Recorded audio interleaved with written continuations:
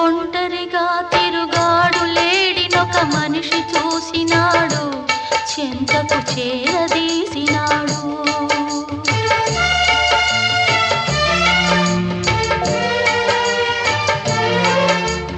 అభమో శుభమో తెలియని లేడి అతనిని నమ్మింది, తన హృదయం పరిచింది.